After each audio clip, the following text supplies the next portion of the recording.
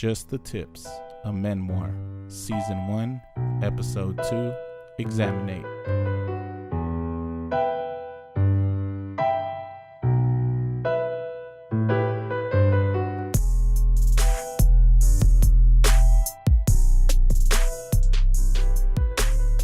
All right, and welcome back to the second episode of our new podcast, Just the Tips, a Menmoir. I'm Joe. I'm Chuck. And we are here to, number one, let's recognize the good feedback that we got from folks, because I was feeling real nice up on the job site and getting some of these messages, people dropping notes, letting me know what they thought. Absolutely. It was all positive reactions. It made me feel like we're doing some quality work right now, and I feel like we've been putting a lot of effort into this, and it's being recognized almost immediately. And we haven't even got to the third episode or the fourth yet, and we know what's next. Yeah, a couple of things was, I wasn't expecting some of our colleagues, happily married colleagues, to just be coming at me and just throwing it at me like that. You know what I mean? I wasn't ready for it. Oh, they were just giving it to you like on a platter? Yeah, no, they didn't even need the platter. They were just like over here in the bushes. And I was like, yo, we're at work. Yeah, like, respect my time in my workplace. Like, I still got to go home and got to pay my mortgage. You can't just drag me under a bush, beat me with a club, and just manhandle me the way you wish. That's not how to approach people. And I don't blame them, though. I mean, no, not at all. We're smooth behind the mic. I mean, it is what it is. You're listening right now. You're welcome. Always you're welcome. So thank you for the feedback, y'all. That's really what we're getting at. It is much appreciated. All right. And we have two segments that we're coming with today. One is men's health, a very personal subject for many of the men or minions that might be listening in right now. Oh, yeah. We could all relate to this as a man. You'll know exactly what we're talking about when we get into the topic. And then after we hit them with this vital men's health information, we're going to bring to you something for you and your family to really just sit around a fire and cuddle up to our first bootleg movie review. Oh, this is a staple of the show. It will be. It isn't yet for you guys that haven't heard of what's coming up, but I'm telling you now, this is definitely going to be a staple of the show. We're going to bring you some positive feedback and negative feedback about these, and maybe even save you some money. Yeah, and if we can help you get some quality time in, more time with your family, because we're steering you clear of the trash movies out there. There's a lot. And then we're bringing you home to the ones that count. Right. And if we can do it all for a very affordable sum to help out Julio and or Raul, who you will know more about very shortly. Yeah, you'll get to know him. But I really feel like we're helping men and their families save money. This is a budgeting. This is a time management. This is how you spend quality time with your family, is by really listening to us here. I know. And on a budget. So the movie reviews are the movies we will find for you and review for you. We get them for the lowest of price, which we'll talk about later as well. But this is the best way to have quality time with your family on a dime. So if you enjoyed our first episode, if you want to hear more about what's about to come up, I highly suggest that you sit with us for the next 20 minutes or so and take a word from our sponsor. We'll be with you on the other side.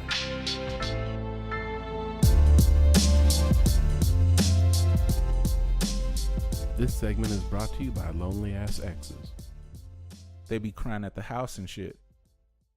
So this segment, we're going to talk about men's health, some men's health issues. Men's health issues. And it just so happens that we have some recent experience. And by we, I mean you. I mean me. Yeah, you have a That's very me. recent story and perspective that you could provide. And I really just feel like right now we need to know what that's about. Right. We definitely need to address some concerns of mine. So let me lead you with a story of what happened today.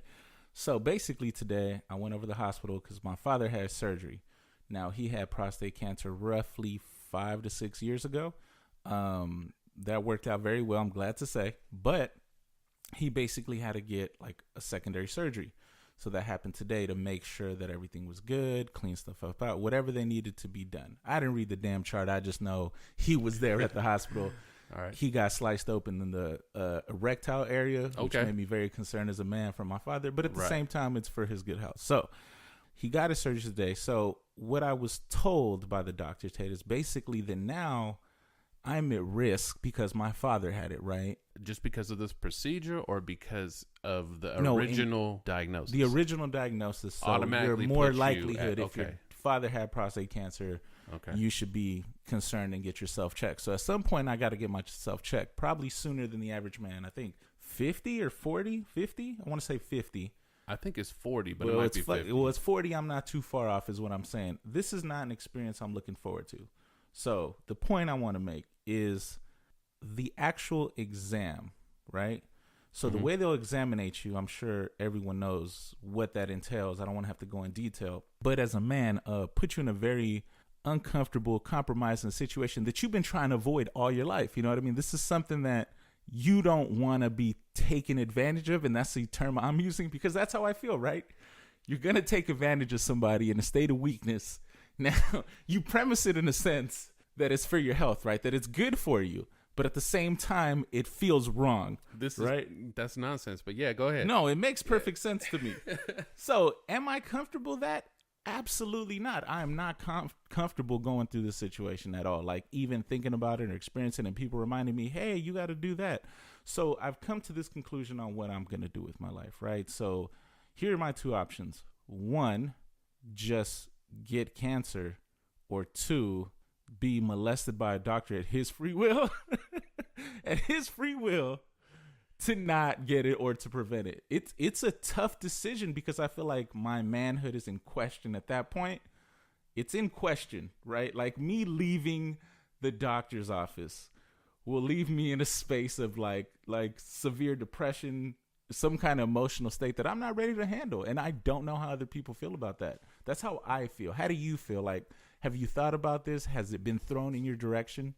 You know, I had a situation recently that was somewhat related. Okay. I was a wingman. You were there. You winged man a prostate exam. Yeah. I don't understand how that is. Like this is what I pictured when you said the word wingman. Right. The doctor doing his deed per se. Her deed. I mean, her deed. Okay. It doesn't make it better. Like, you know what I'm saying? Like, I know you want to say. It makes it a little better. It makes it a little better, but not enough for me to feel like it's okay better. You know what I mean? Like, it's still not. Anyway, as a wingman, I feel like you were standing behind him 2 feet and making sure that he needed to do what he needed. So basically, you saw the experience that he had. I was actually up by the head of the bed near him. So you were in the room. I was in the room. I was more right leading to my assumptions. I was closer to him than I am to you right now. I mean, you were basically holding hands. Basically. And being like, it's going to be all right, dog. And I was solid with him like that, yeah. I mean, that's very interesting. I don't want no one to see me getting violent in public. Oh, I'm going to be there. I don't want that to happen. I'm going to be there with this microphone. That's bad. Yeah, like, broadcasting. I feel like that's completely inappropriate. All the things you just said are mad inappropriate. And then this is where you draw the line. That is where I draw the line. I need my personal space. I need to experience this alone so I could sob in my own tears and just be in my own heart and hurt and emotional and letting that and venting it out and never speaking of it again. So I'll let me finish telling you about my little experience. Yeah. I want to hear about this. Yeah, I want to hear about this. It was emotional for me. Okay. And I want to say that it was also interesting because how so? When he got done and he got up, then he had to look her in the eye while she spoke to him. Right. Immediately after. Yeah. And so then they had to discuss what had just happened. Right. It was a lot of eye contact and a lot of smiling.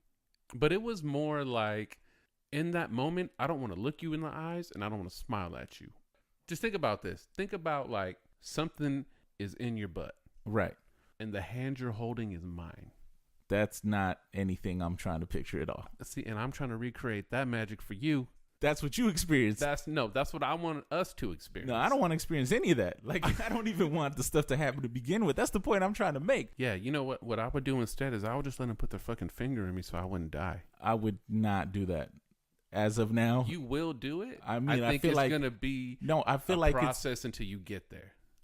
I feel like it's been put together to bypass the law that you shouldn't be molested. And for somehow this is illegal. I mean, what if you just get a lady so it's not a dude violating you? No, it does not matter. That doesn't mean it. What is the anymore. Percentage of better that it is if it's a chick? It's very slim. 2.2, maybe 3%. Less than 5% though. It's not significant at all. Oh, wow. I want people to understand my position so that if they can relate, you are not alone. You're not alone. I think the official message of our men's health segment is yes. Let them put it in your butt. No, it's the opposite. Never let them do it. And whatever consequence comes from that, deal with it as a man. Swallow your pride and be like, you know what? I chose not to be healthy and I'm paying for it now. But either way, I'm going home a man. Right. And then after your children and your legacy withers away under the sadness of the cloud of you leaving, my tombstone will say, there goes a fucking man. That's at the gravesite, hour long. I want a chapter of my legacy in life in LED scrolling on my gravestone. Okay. So definitely get the finger in your butt, request a woman, and then shake hands so you know how big the fingers are. But why do you want to feel her strength? That's like the worst thing to feel. Because right before you gotta know if she got big old gorilla fingers. You know what I mean? You don't want those that's in my you. Concern. They're gonna send in Big Bertha here. Then you say, go get the little one. Go get the little one. Go get the your little sister. Yeah, go your get baby your sister. Little go get her because not her baby fingers D. are slim. Baby D's big baby D is. I can't even be in the same room with you, especially if I know what's coming. Be like, why are you here? Oh, that was part 2. Make sure you get a good hand size, and then the step 2 of this is to make sure you let me know so I can be there for you. No, I will decline your gratuitous offer. I will strongly pass on that. I appreciate you and understand as a friend where you're coming from and what you want to do for me. If I have to take you myself, I'm not going to do it. I'm not going. I'll call me at 40, and I'll tell you. Why do you still have my number? I'll FaceTime you mine. I'll be like, I don't want to talk to you. I'll don't want to be there. Look at my butt. The level of comfort you have of going in there and just allowing this to happen to you is a major concern for me. It's a concern. Like, why would you do that to yourself? It should be. It's like acceptable torture. That's not, no. I mean, it's not torture for everybody. It's torture. I'm ready for it. I'm gonna pass. You know what? I'll take my ID, but say I'm you that day. I'll let you know. I'm good with it. I will let you do that, and I feel like they would buy it. Be like, beard, Hispanic looking face. Yeah. Feel free, come on in. We're just giving them away. I feel like they're 2-for-1 sales. I feel like you bring yourself and your brother, cousin, or uncle, and they get the test for free. Okay, so that's how much of this is a plot to me, that they've put together a plan to just violate you as a man on a regular basis. They got like a frequent violator stamp card, so every time you go there, every time you go, they stamp it, and you must carry that on you like an ID. I think it's directly behind your driver's license. That's the reason it has the hologram sticker on it. Like, put a black light to it. You'll see random X's, and you'll never understand, why is it random X's? That is why. Okay, so then if you don't go yourself, then the next best thing we're going to advise people is to send someone that looks like you or could pass as you. Or exactly, like a very light looking doppelganger that can just pass enough to get in the club, but not enough to buy you like cigarettes. You know what I'm saying? Like just enough, but not quite. Right. There you go. Something more solid than a McLovin ID, basically. Right. No, definitely twice as solid as that. Okay, so that is our first segment on men's health. Hope you learned something. Absolutely. We hope you guys live a long and fingerful life. Fingerful life. Definitely one finger at least. I'm not taking a pinky, a toenail. I'm not taking none of that.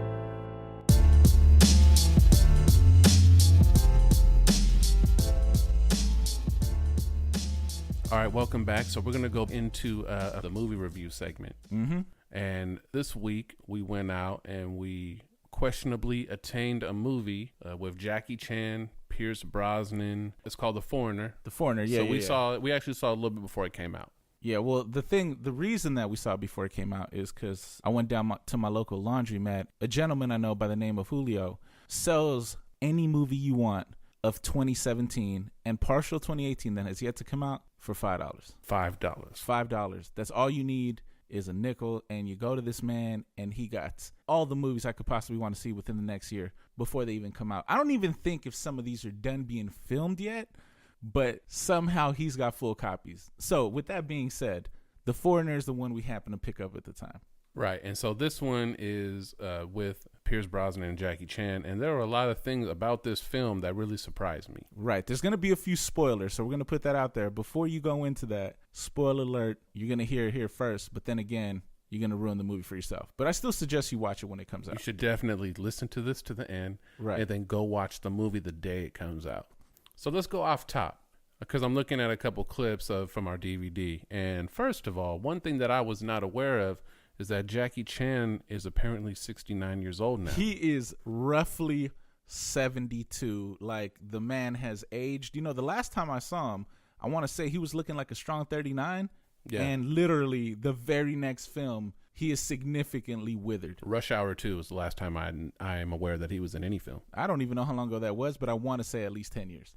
The second thing was, and this was also directed by the dude who did Casino Royale. Oh, that's right. Which I think is why they used Brosnan. Solid maybe movie. like a James Bond connection. Over to the Bond. Yeah, okay, yeah. Right. I didn't think of that. That's a good observation. One thing I noticed is I don't really remember seeing Pierce Brosnan in the movie very much. Yeah, that's true, right? Like, he is definitely featured. We're watching it right now. And I think he literally might have been behind the door of letting the dude who's actually starring in the movie, but he got zero credit in this film, which makes absolutely no sense in your own feature movie within like seconds of the film.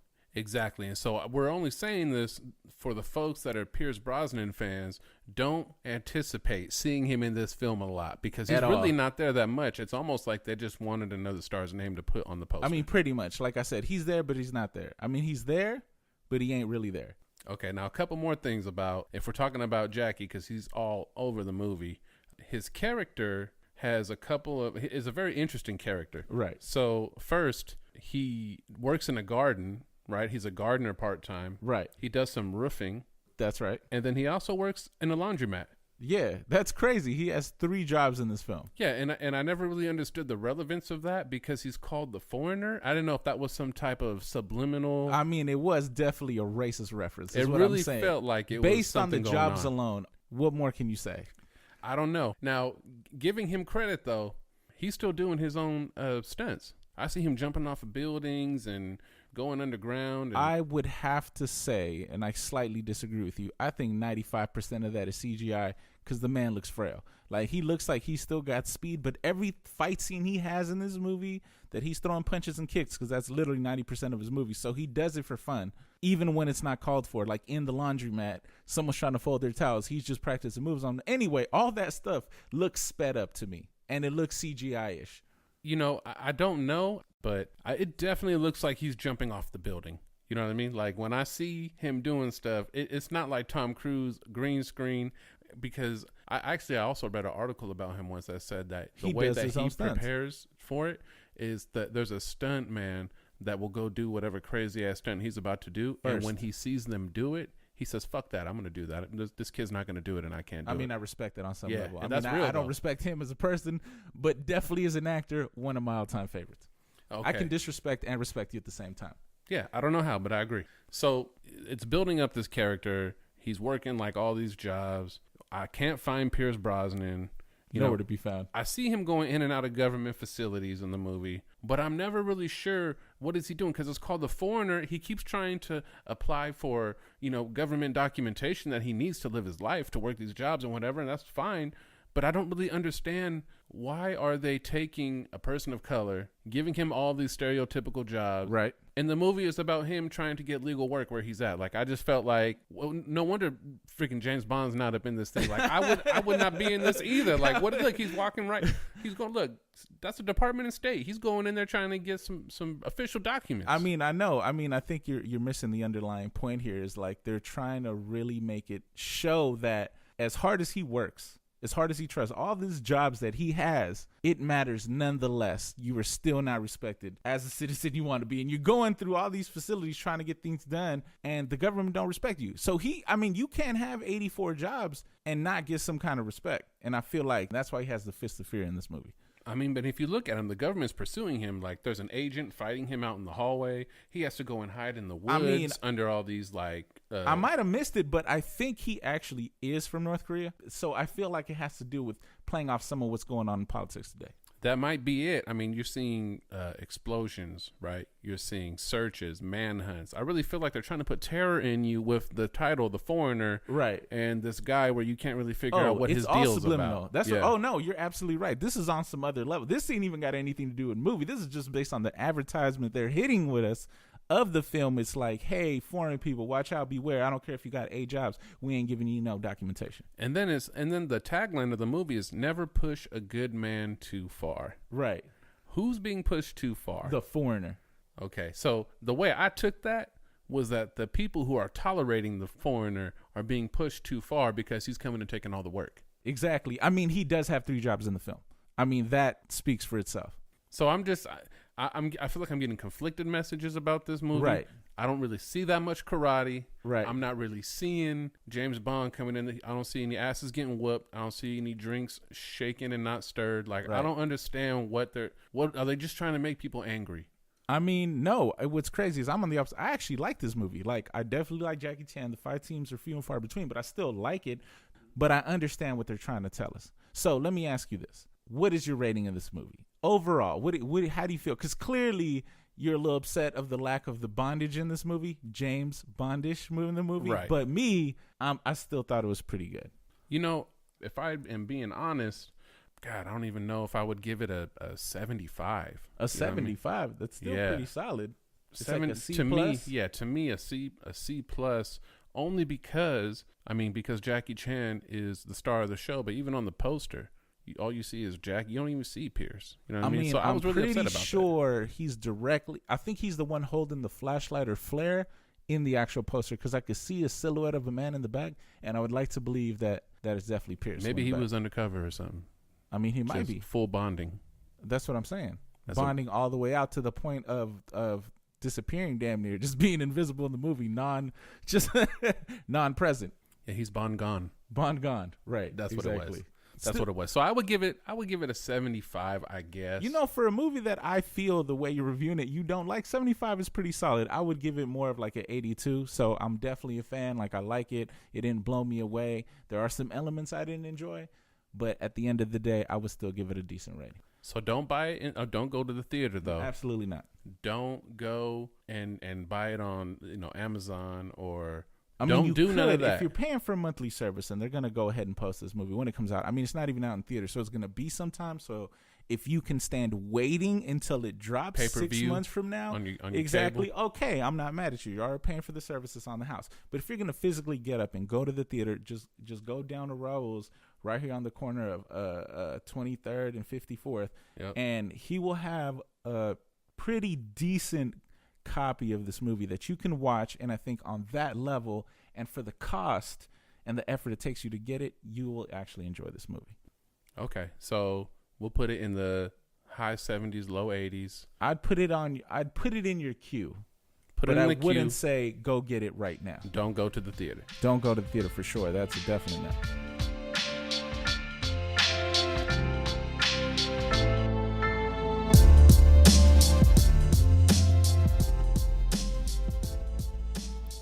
This segment is brought to you by Tortillaless Tacos.